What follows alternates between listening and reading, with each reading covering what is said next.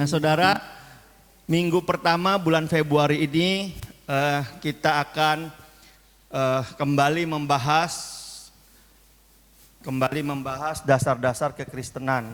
Saya percaya sekali, saya paham sekali, saudara pasti sudah pernah dengar, ya pasti. Sebab kalau saudara belum pernah dengar sama sekali, mungkin saudara nggak ada di tempat ini, saudara. Justru karena saudara sudah dengar, bahkan saudara mungkin sudah menghidupi, bahkan saudara mungkin sudah mempercayainya, makanya saudara disebut orang Kristen, ya disebut anak Allah. Tapi saya rindu saudara, kita sama-sama mengulangnya, belajar lagi. Kenapa saudara? Supaya iman kita diperkuat. Amin. Ya, hari ini kita belajar tentang keselamatan. Nah, mengapa manusia perlu keselamatan? Mengapa manusia perlu yang namanya keselamatan, saudara? Pernah nggak saudara renungin kenapa ya? Padahal kita kan nggak pernah tahu akhir hidup kita kemana, ujungnya kemana. Tapi ada perasaan nggak nyaman, betul ya? Ada perasaan kalau kita belum tahu ini, belum mantep, belum pasti, kita bingung, saudara ya. Kenapa manusia butuh keselamatan? Yang pertama, saudara, karena semua manusia berdosa. Roma 3 ayat 23, sebab manusia telah berdosa dan kehilangan kemuliaan Allah. Waktu Adam dan Hawa jatuh dalam dosa, bukan cuma mereka saja hidup dalam dosa, bahkan keturunan-keturunannya pun setelah itu cenderung berbuat dosa. Dosa itu waktu Adam dan Hawa jatuh, dosa itu ada di hati manusia. Ya, Markus 7 ayat 21 sampai 23 berkata gini, sebab di dalam hati timbul segala keinginan yang jahat, percabulan, ya, keserakahan, ketamakan, iri hati, dengki, semua timbulnya dalam hati. Makanya jangan heran kalau ada anak yang nggak pernah diajarin berpikir dosa, tapi tiba-tiba dalam hatinya pengen berbuat dosa. Nggak usah diajarin bohong, bisa berbohong. Nggak usah diajarin manipulasi, bisa manipulasi. Kenapa? Sebab dosa timbulnya di hati. Sejak manusia jatuh dalam dosa, seluruh keturunannya mereka hidup dalam dosa, saudara. Nah, dosa itu apa? 1 Yohanes 3 ayat 4 bilang gini, dosa adalah pelanggaran hukum Allah. Jadi definisi yang paling sederhana adalah ketika saudara melanggar hukum Allah, melanggar aturan Tuhan, dosa. Bahkan belum kita lakuin, saudara. Baru hatinya mikirin terus, menginginkannya terus, dosa. Makanya hukum Taurat yang ke-10 berkata, janganlah kamu mengingini milik sesamamu manusia. Ya baru ngebayangin, baru ngeliat tuh. Nah itu kan, ketemu di mall, direnungin siang dan malam ya. Lama-lama dosa, saudara. Karena dosa dimulai dari keinginan. Lalu apalagi pengertian dosa dalam bahasa aslinya hamartia. Artinya apa? Menyimpang dari sasaran. Ya, ibarat anak panah, saudara, ya, dilepaskan harusnya kena di titik tengahnya, tapi menyimpang, bergeser, dosa. Tahukah saudara bahwa saudara diciptakan oleh Allah dengan tujuan? Enggak ada kita yang diciptakan kecelakaan. Enggak sengaja. Semua kita punya tujuan. Namun tanpa Allah kita kehilangan arah dan tujuan. Tanpa Allah kita enggak pernah ngerti sebagaimana seharusnya kita hidup. Menyimpang. Semua kita punya tujuan, amin. Dan tujuannya spesifik. Saudara dan saya diciptakan tujuannya berbeda. Ya, semua kita saudara diciptakan dengan tujuan yang berbeda. Nah, waktu kita menyimpang dari tujuan, dosa, saudara, hamartia. Makanya tidak ada manusia yang tidak butuh Tuhan. Enggak ada. Karena maksimalnya saudara, waktu saudara ada di dalam Tuhan. Amin, saudara. Ya, apa akibat dosa? Nih, kalau tadi manusia setelah jatuh, semua kita berdosa. Nah, akibatnya apa? Ya, Roma 6 ayat 23, Manusia telah jatuh dalam dosa dan kehilangan kemuliaan Allah. Manusia akibatnya apa? Binasa, saudara. Ya makanya semua kita tahu tanpa Tuhan kita semua takut mati. Benar nggak saudara? Karena nggak pasti. Bahkan yang sudah tahu Tuhan aja, terima Yesus aja masih takut mati kan? Ya kan?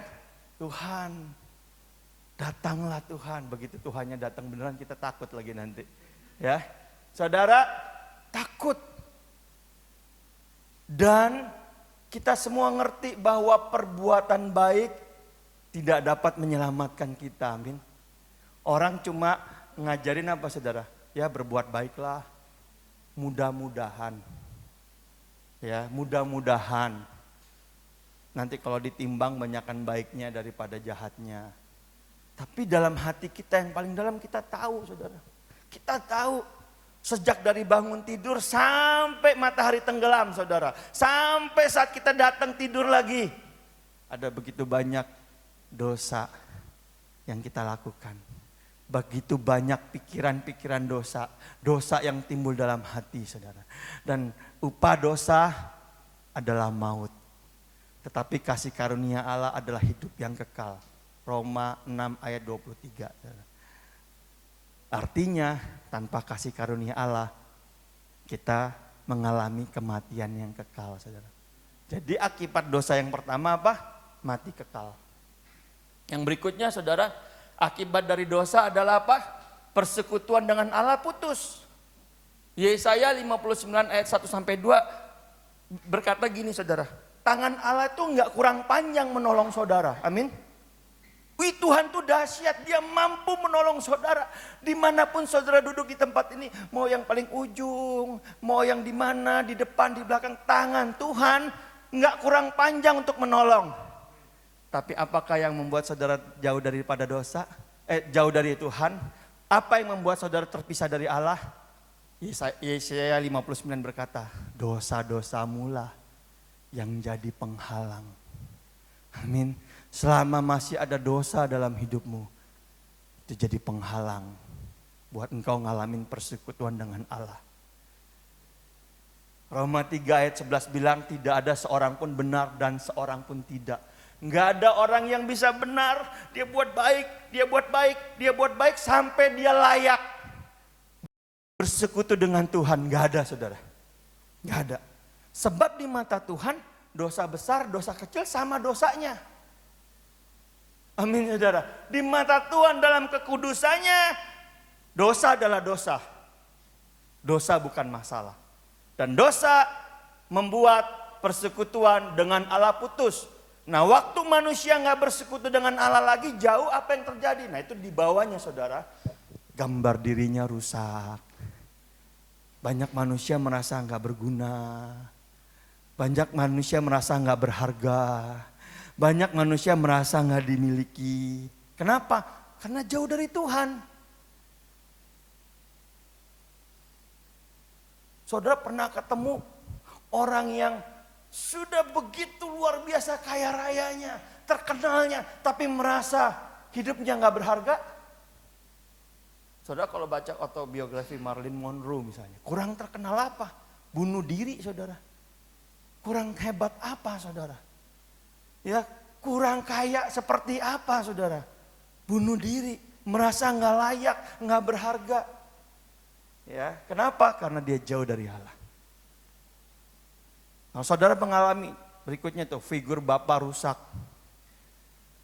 Ketiadaan Tuhan membuat kita ya nggak ngalamin persekutuan, membuat kita merasa kita nggak punya figur Bapa yang benar, yang benar. Makanya gambaran Bapa di surga rusak dalam hidup kita. Kehilangan arah. Gak punya tujuan arah yang jelas. Gimana nanti? Ya, gak firm, gak yakin. Apalagi tidak mengerti kehendak Tuhan. Kalau ditanya menurut kamu kehendak Tuhan dalam hidup kamu apa? Ya gak tahu. Orang gak pernah bersekutu, mana ngerti, ya kan? Kehendaknya Pak Denny apa? Gampang, samperin, tanya, ajak ngobrol. Pak maunya apa Pak? Pak Denny bisa ngomong. Tapi waktu kita ditanya apa kehendak Tuhan, sulit. Kenapa? Karena kita nggak terkoneksi. Kenapa nggak terkoneksi? Karena dosa. Hidup terasa hampa, lonely, ngerasa jauh dari Tuhan. Nah, materi-materi ini saudara akibat dosa, persekutuan dengan Allah terputus akan kita bahas dalam sesi-sesi berikutnya. Tapi cukup saudara tahu kalau saudara merasa ada di situ saudara ya. Gambar dirimu rusak, ya kehilangan arah, nggak mengerti kehendak Tuhan, ya hidup rasanya kosong, hampa, jenuh, jauh dari Tuhan. Nah saudara harus belajar ulang ini saudara, materi ini. Karena penting saudara, karena akibat dosa, akibat nggak yakin dengan keselamatan, hal-hal itu terjadi. Amin. Nah yang ketiga apa? Akibat dosa, kita jadi hamba dosa. Diperbudak. Hidup dalam kutuk. Ya, gagal terus, susah terus. Ya, bolak-balik rumah sakit terus, terus ya. Ya bisa juga karena kita nggak jaga kesehatan. Tapi pernah ngalamin orang hidupnya gagal, jatuh bangun, gagal, udah berusaha mati-matian, udah rajin, udah jaga kesehatan, udah. Nah saudara, penuh dengan ikatan perbuatan dosa. Udah tahu salah tapi nggak bisa keluar. Kamu tahu nggak itu salah? Tahu. Kenapa nggak berubah? Nggak bisa. Kamu tahu nggak judi itu membuat kita hidupnya bisa menderita. Bisa bangkrut, bisa susah. Kamu tahu nggak selingkuh itu nggak bagus? Tahu, bisa bertobat? Enggak. Terus pertahanan terakhir, Bapak nggak ngerti saya Pak. Bapak nggak tahu, nggak paham saya itu gimana. Padahal sebenarnya bukan, saudara. Karena jadi budak dosa. Ya, Roma 7:22-23 bilang gini, dalam hatiku ada hal baik. Aku mau melakukan hal yang baik, mau. Tapi aku menemukan ada kekuatan lain yang berjuang. Yang buat aku yang mau lakukan baik, jatuhnya malah jahat. Nggak bisa. Kenapa? Dosa akibatnya. Nah, saudara kalau saudara ngalamin hal-hal kayak gini saudara, engkau butuh belajar lagi tentang keselamatan. Butuh merenung lagi saudara. Perbuatan dosa adalah melanggar Tuhan. Ya, perbuatan buruk kita nggak langgar kok. Tapi kita merugikan diri sendiri. Kita mencelakakan orang lain saudara. Kita berbuat jahat. Nah, akibat dosa yang kedua apa saudara? Usaha kita sia-sia. Saudara mau usaha dengan kekuatan sendiri, enggak bisa saudara. Ya Mazmur 49 ayat 8 bilang gini, sebab saudara untuk menebus keselamatan saudara itu biayanya terlalu besar. Saudara nggak mampu. Supaya saudara nggak masuk neraka, saudara masuk surga diselamatkan dengan kekuatan saudara nggak mampu. Karena apa? Terlalu mahal. Yang bilang siapa? Daud, Mazmur 49 ayat 8. Kenapa? Karena Yesaya bilang gini, perbuatan baik kita saudara, di mata Tuhan seperti kain kotor. Paham gak saudara? Saudara mau berbuat baik nih. Baik, semua orang lihatnya baik. Tapi bisa jadi yang saudara mau lakukan baik itu di matanya Tuhan bisa jadi kotor. Nggak sempurna maksud saya. Saudara punya motivasi sedikit aja. Berbuat baik. Orang semua setuju saudara berbuat baik. Tapi dalam perbuatan baik waktu motivasinya untuk dilihat orang. Dipuji orang. Di mata Tuhan bisa jadi dosa. Bener ya? Saudara ingat Ananias dan Safira? Dia jual rumah, jual tanah, punya siapa? Punya dia. Dia Persembahin buat Tuhan. Walau nggak semuanya. Tapi kan udah baik, udah bagus. Banyak loh yang nggak ngasih apa-apa malah. Dia kasih setengah, tapi supaya terlihat baik dia bilang ini hasil penjualanku semuanya. Mati langsung saudara. Ayatnya bilang iya saudara, mati langsung. Ya ampun, ternyata saudaraku Tuhan tahu. Apa yang buat saudara baik dengan motivasi yang salah bisa jadi buruk. Ayatnya di mana? Yesaya 64 ayat 6, nanti saudara baca. Renungin lagi saudara. Makanya Efesus bilang gini, oleh kasih karunia kamu diselamatkan. Itu bukan hasil usahamu. Jangan ada yang memegahkan diri. Itu pemberian Allah katanya. Makanya kita ya dari seluruh umat manusia kita harusnya jadi pribadi yang paling bersyukur. Benar ya saudara ya? Kenapa? Karena waktu dia mati, dia menembus semua dosa kita saudara. Semua, enggak ketengan. Ya, semua. Tahu artinya semua? Semua. Semua saudara. Ditebus semua. Bahkan ayatnya bilang ini ayat ini yang saya berkesan banget karena ayat ini bikin saya bertobat. Kristus katanya telah mati untuk mendamaikan dirinya dengan dunia loh, bukan dengan saudara, dengan dunia. Artinya yang belum percaya juga udah didamain. Tanpa menghitung pelanggaran-pelanggaran mereka. Dunia nih yang belum percaya Yesus sudah didamaikan oleh Yesus. Tanpa menghitung pelanggaran-pelanggarannya. Saya mikir berarti Hitler udah diampuni dong pelanggarannya. Sudah, masalahnya Hitler gak percaya. Paham gak saudara? Misalnya gini. Maaf pakai nama Pak Denny lagi. Pak Denny bilang gini. Yang mau makan, yang lapar, datang ke belakang nanti.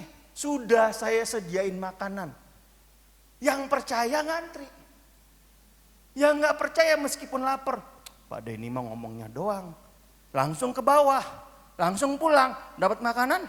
Enggak, walaupun makanannya berlimpah ruah. Yesus mati menghapus segala pelanggaran dunia tanpa memperhitungkannya. Masalahnya enggak seluruh isi dunia mau percaya sama dia. Makanya penting buat saudara mempercayainya saudara. Amin saudara. Itu sebabnya ayatnya bilang gini, Paulus berkata oleh kasih karunia kamu diselamatkan oleh iman. Iman apa? Percaya. Nah, makanya saya sebut kekristenan bukan sekedar agama. Karena dalam kekristenan, Kristuslah yang mencari saudara. Waktu saudara belum bertobat, dia sudah mati menebus saudara. Dia mencari saudara, amin. Agama, kita mencari Tuhan. Cari gak ketemu saudara, gak ketemu. Beda dunia katanya. Beda level. Gak nyampe. Gak bisa. Si ciptaan tidak dapat menemukan sang pencipta. Si penciptalah yang datang ke dunia. Samain frekuensinya. Supaya saudara bisa mengenal dia. Ya. Dia datang sebagai manusia, hidup seperti manusia, ngalamin ujian, pencobaan, supaya apa? Supaya manusia bisa mengenal dia. Amin saudara. Nah, ini saudara bedanya saudara. Agama gak pernah bisa mencapai Tuhan. Kekristenan, Tuhan yang mencari saudara. Tuhan mencari saudara. Kalau Tuhan gak cari, hidup saya belum berubah. Masih hancur-hancuran. Kalau Tuhan gak cari saudara, saudara masih dalam manusia lama, amin. Gak berubah. Karena yang mengenal Bapa adalah anak katanya. Yohanes 1 ayat 18. Ini 3 hal yang gak bisa dipenuhi agama. Pengampunan, menghapus hukum dosa. Kenapa? Karena agama gak pernah mati buat saudara. Betul gak? Yesus mati buat saudara. Amin. Yesus mati buat saudara. Agama gak bisa menyucikan saudara. Gak bisa saudara. Yesus mencucikan. Kenapa agama gak bisa punya 3 hal ini saudara? Karena ini saudara.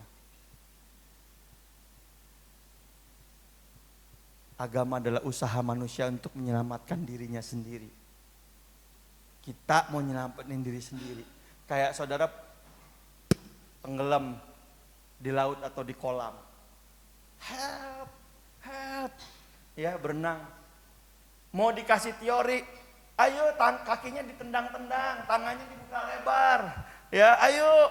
Namanya udah lagi di dalam, nggak bisa apa-apa saudara, udah panik. Yang kita butuhkan apa? Ada orang lempar ban. Betul ya saudara? Lempar ban. Kita tangkap bannya. Ditarik ke pinggir saudara. Saya pernah ada orang tenggelam saudara. Gara-gara bercanda dijorokin ke kolam 3 meter. Wah, saya jiwa heroiknya keluar. Saya langsung loncat. Saya mau selamatin. Malah saya dijenggut saudara. Kepala saya ditarik, saya yang dilelepin. Akhirnya gara-gara mau nolong saya minum air kolam renang. Karena saya juga bisa berenangnya pas-pasan. Gak bisa nolong. Bener gak? Bener ya?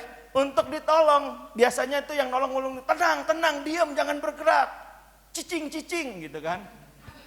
Baru yang nolong pegang dari belakang, berenang pelan-pelan. Nah kalau kita gak tahu. Sama saudara. Untuk Tuhan menolong kita, dia bilang, tenang, aku akan datang. Aku akan menolong engkau. Tenang, jangan khawatir.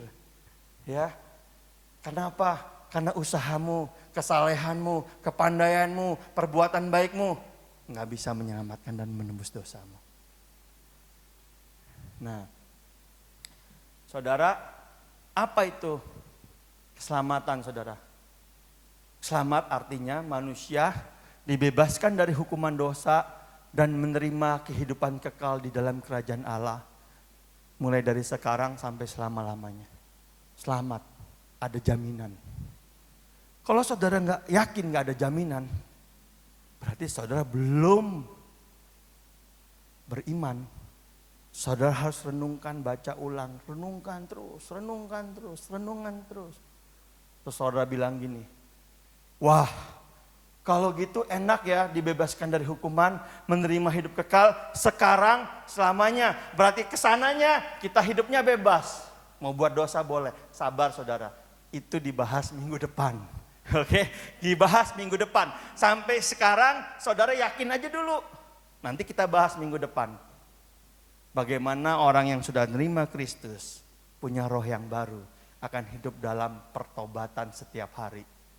Sekarang terima ini aja dulu saudara. Ayo, selamat. Karena Injil adalah saudara, berita sukacita bahwa Tuhan datang ke dunia mengutus anaknya. Supaya saudara yang percaya, ingat yang percaya enggak binasa. Melainkan menerima hidup yang kekal. Karena kalau bilang pelanggaran, saya ulangi lagi ya, seluruh dunia sudah diampuni pelanggarannya. Tanpa memperhitungkan pelanggarannya. Cuma dunia gak percaya. Gak percaya. Jadi kalau saudara sampai gak percaya, meskipun sering ke gereja, gak beda loh sama dunia. Gak beda loh saudara. Sama kayak Yudas. Ngumpulnya sama Yesus. Ngopinya bareng Yesus. Bendahara lagi. Akhirnya dia pula yang jual Yesus. Sederhana. Yesus bilang sebab ada satu di antara kalian yang tidak percaya. Nah, saya mau pastiin saudara, saudara harus percaya. Ulangin terus, percaya saudara. Ya, supaya saudara baca nih ayat-ayat semua nanti, pulang baca lagi Yohanes 3 ayat 16, 1 Petrus 2 ayat 24. Ia sendiri yang memikul segala dosa-dosa kita dengan memakukan dirinya di kayu salib. Apalin saudara. Waktu saudara jatuh dalam dosa, ayatnya keluar. Dia yang memikul menanggung beban. Ya, firman Tuhan itu akan membebaskan saudara. Nah, hanya Yesus satu-satunya jalan keselamatan. Kisah 4 ayat 12 bilang gini, sebab di bawah kolong langit ini tidak ada satupun nama yang kepadanya orang bisa diselamatkan kecuali di dalam nama Yesus Kristus. Amin, saudara. Yuk hidupi. Sebab tanpa ini kekristenan gak ada beda sama agama lain. Kalau saudara tanya istimewanya kita apa? Ini. Bukan saudara yang hebat nyari-nyari Tuhan. Bukan saudara yang saleh nyari-nyari Tuhan. Bukan saudara yang radikal cinta Tuhan. Bukan. Dia yang mengasihi saudara. Bahkan waktu saudara belum kenal Tuhan. Dia yang mengasihi saudara. Dia datang buat saudara. 1 Yohanes 4. Nah, ini kalau saudara pegang teguh saudara. Wah, tenang. Orang mau nyimpangin saudara. Tapi ayat ini udah di sini. Enggak mudah saudara. Ya, karena Roh Kudus bekerja. Meneguhkan setiap perkataan firman. Siapa yang percaya dan mengaku Yesus Tuhan dan Juru Selamat akan menerima anugerah keselamatan. Ya, ayatnya di Roma 10:9-10. Sebab dengan hati percaya, mulut mengaku, kita diselamatkan. Isinya itu ayatnya. Hati percaya, mulut mengaku. Hati percaya, mulut mengaku. Ada orang kadang-kadang hatinya percaya, tapi mulutnya nggak ngaku. Kenapa? Nggak enak lah Pak, sama yang lain. Terkatanya fanatik lagi. Ya nggak enak lah Pak, nggak enak lah Pak. Waktu saudara nggak enak, saudara nggak sadar iman saudara digeser pelan-pelan. Karena saudara nggak tegas. Ngerti maksud saya? Mencoba kompromi, abu-abu, nggak berani tegas. Menunjukkan bahwa saudara anak Tuhan. Geser. Saudara setuju nggak sama saya kalau Daniel, dia nggak berani terus terang. Waktu dia dikirim ke Babel, imannya akan bergeser. Waktu orang bilang gini, dibawa dari Yerusalem, dia harus makan makanan berhala, daging-daging bekas penyembahan berhala. Daniel bilang, enggak, aku nggak akan menajiskan diriku dengan makan makanan berhala. Nanti kamu kurus. Tidak, dicoba aja dulu. Dia pertahankan imannya, setuju ya? Waktu ada orang bilang gini, oke lolos, orang bilang gini, pokoknya dalam 30 hari gak boleh ada orang yang menyembah Allah lain kecuali patung, Tuanku Raja. Daniel sehari 3 kali sujud menghadap Yerusalem, menyembah. Saudara, dia gak digeser, sekalipun harus masuk ke gua singa, ya sudah masuk ke gua singa. Sadrak Mesak Abednego suruh nyembah, dia bilang, Tuanku, aku gak bisa ngomong apa-apa deh. Kalau Allah yang kami sembah bisa menolong kami, ya udah. Tapi kalau kami harus mati, ya sudah. Karena kami ini hamba, terserah Tuhan mau selamatin atau gak selamatin. Nah iman yang kayak gini saudara, nggak gampang digeser, amin. Tapi kalau dari awal dia udah kompromi, geser, ya udahlah nggak apa-apa geser. Lama-lama nggak jelas. Digeser pelan-pelan. Ini yang sebut apa? Percaya di hati, mengaku di mulut. Amin ya, saudara bisa tangkap ya.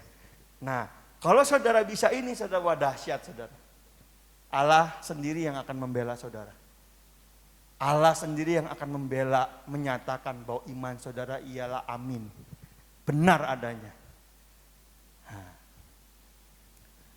Kematian Kristus untuk menembus manusia memenuhi 2 syarat Allah, 2 kebutuhan Allah. Allah itu adil, amin. Kamu buat dosa, mati kamu.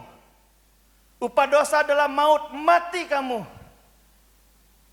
Itu sebabnya Yesus mati. Yesus mati. Tapi untuk menyatakan kasihnya, dia mengampuni kita, amin. Yang gantiin siapa? Yesus. Ya bayangin saudara, Bung Denny udah gak ada ya sebagai contoh. Ya, meninggal nih, koma misalnya. Udah mau meninggal, ngadep malaikat maut. Iblis bilang gini, wah ini orang dosa. Banyak dosanya yang orang lain gak tahu, disebutin daftarnya panjang. Dia layak neraka, hukumannya kekal. Tapi waktu dia percaya Yesus, Yesus berkata, memang dia layak mati. Emang dosanya banyak, emang dia gak layak hidup kekal. Tapi semua pelanggarannya sudah aku tebus di kayu salib. Sudah lunas dibayar dengan darahku sendiri. Ya, si pencipta menembus ciptaannya, saudara, karena kasihnya. Itu inti Injil, saudara, kekristenan. Saudara memang banyak dosanya. Saudara emang mungkin adalah macam-macam lah. Tapi dengar baik-baik. Yesus mati buat saudara. Yesus menyucikan dosa saudara. Yesus menguduskan saudara satu kali selama-lamanya dengan nyawanya sendiri, saudara. Ya, buat orang yang gak ngerti, aneh, Tuhan kok mati. Ya kan? Aneh, Tuhan kok mati? Itu mah gak bener. Ya, Tuhan kok mati? Mana mungkin, cuma di Kristen doang Tuhan mati. Betul, Tuhan mati, tapi dia gak mati selama-lamanya. Setelah dia mati, dia bangkit di hari ketiga, berkuasa, memerintah di sebelah kanan Allah Bapa. Itu bedanya. Dia mati hanya untuk menunjukkan keadilannya. Amin. Dia bangkit untuk menunjukkan kuasanya, bahwa maut tidak berkuasa lagi. Maut sengatnya sudah dipatahkan. Makanya saudara dan saya disebut lebih daripada pemenang. Yesus yang menang, saudara yang menikmati kemenangannya. Itu kekristenan, saudara. Ini, saudara. Ini, saudara. Yesus mati. Nah, waktu saudara datang sama Tuhan mengaku, ya, Tuhan, aku percaya kepadamu, Tuhan. Aku percaya karyamu. Saudara akan menerima kasih karunia. Amin. Saudara akan menerima kemenangan-kemenangannya atas dosa. Kemenangan-kemenangan atas maut. Saudara akan terima, saudara. Nah, dahsyat gak, saudara? Dahsyat loh, saudara. Dahsyat. Sampai kita semua bisa kalau ditanya, kamu yakin selamat? Yakin, Pak. Kenapa? Karena saya percaya Yesus. Saya sudah dikuduskan. Kamu masih berbuat dosa? Iya, Pak, masih bisa jatuh dalam dosa. Tapi, Pak, saya sudah diselamatkan. Dosa saya sudah ditebus, diampuni. Dahsyat, saudara. Enggak ada keraguan. Saudara enggak bilang ini, ya doain ya Pak, mudah-mudahan Pak, semoga. Enggak, yakin. Nah, makanya ini penting. Karena semua bidat pasti larinya pengen membuat saudara menyimpang dari sini. Pasti. Karena ini sangat dasar. Amin. Hanya saudara yakin, pegang teguh, saudara dasarnya pegang teguh, saudara gak gampang goyang. Nanti yang lain kita tambahin dari minggu ke minggu, saudara. Supaya ya terus ya, fondasinya makin hari makin kuat. Tapi ini dasar sekali, saudara. Nah, jadi inti Injil apa, saudara? Ini 1 Korintus 15 ayat 1 sampai 4. Jadi kalau saudara bingung Injil apa, ingat aja 1 Korintus 15 ayat 1 sampai 4. Yang pertama, Kristus disalibkan, mati untuk menembus dosa-dosa kita. Ya. Kristus mati disalibkan untuk menembus dosa-dosa kita. Yang kedua, saudara, Kristus dikuburkan dan bangkit dari kematian. Kenapa bangkit dari kematian penting? Karena kalau nggak bangkit, Yesus kalah dalam kematian. Yesus kalah dalam maut. Yesus dikalahkan oleh maut. Nah, ditulis Yesus bangkit dari kematian untuk negesin sama kita bahwa dia menang dari maut. Dia menang untuk saudara. Karena dia menang, maut nggak berkuasa. Karena maut nggak berkuasa, saudara juga dibuat menang atas maut. Saudara bisa mati nanti setelah usia sakit, tua. Tapi karena Yesus sudah menang atas maut, saudara menerima kemenangan, dibangkitkan. Karena dia yang sulung sudah bangkit. Amin saudara. Amin saudara. Dan bukan itu yang ketiga, dia dibenarkan apa? Untuk memberikan kepada kita kehidupan yang kekal. Untuk orang yang percaya. Bayangin ya, kalau yang lain buat baik, salah, minus. Bener gak? Wih, salah, minus. Kalau dari kecil dihitung minusnya, wih, sisa umur kita hidup seandainya baik terus gak cukup untuk membalas yang lalu-lalu, saudara. Karena Kristus, minus saudara udah gak ada. Udah gak ada. Yang ada gini, plus tulis. Plus tulis. Tinggal yang di total yang plus. Minusnya, Yesus bayar di kayu salib. Bersyukur saudara. Amin. Saudara bersyukur. Haleluya. Ini disebut kekristenan. Ini disebut kekristenan. Nah, saya mau, ayo saudara, ya kita hidup di dalamnya. Kita hidup di dalamnya saudara. Nah dulu waktu saya dapat pelajaran ini saudara, ini yang saya lakuin. Setiap hari bangun saya baca ayatnya. Kan ayatnya nggak dituliskan, ya nggak ditulis, nggak dikeluarin maksud saya ayatnya. Tapi kita tahu, baca, renungin satu ayat, renungin, dikunyah, direnungkan, dimeditasi saudara.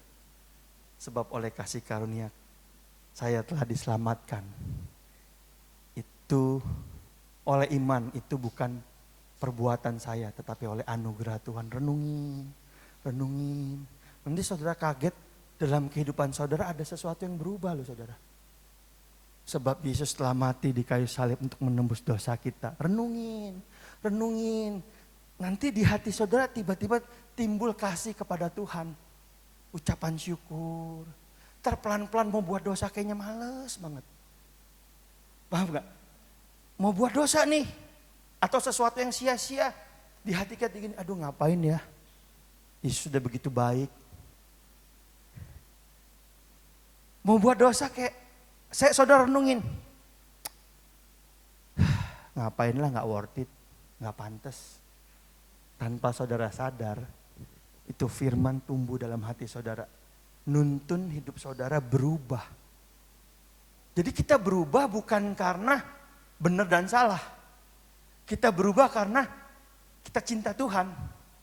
Untuk apa yang Tuhan sudah kerjakan buat hidup kita. Ya. Kalau benar dan salah itu gini. Kayak kenapa kamu gak berbuat dosa? Itu udah kewajiban kita. Paham ya? Kenapa istri masak tiap pagi? Misalnya, ya udah kewajiban istri mesti masak, mesti siapin buat ini, buat itu. Capek, lama-lama capek. Tapi kalau kenapa istri harus masak, kenapa harus ini siang masak, kenapa malam mesti gini? Karena cinta sama suaminya. Bukan karena kewajiban, karena mengasihi suaminya, mengasihi anaknya. Jadi lakukan sesuatu karena mengasihi. Beda loh saudara. Iya kan? Nah, kita lakukan sesuatu bukan karena dosa. Jangan lakuinlah dosa. Lakuin, gak apa-apa, gak dosa. Kita gak lakuin dosa karena kita mengasihi Tuhan. Kenapa? Karena Tuhan terlebih dahulu mengasihi kita. Dia udah all out buat kita. Kita mau beri yang terbaik buat dia. Nah, perubahannya dimulai dari apa? Saudara renungin aja saudara, terus renungin. Nanti saudara kaget banget waktu saudara renungin firman, hidup saudara berubah. Bawaannya pengen cerita tentang Yesus, bawaannya pengen aja.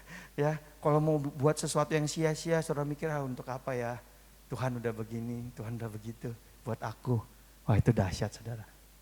Amin. Haleluya. Mari kita datang sama Tuhan.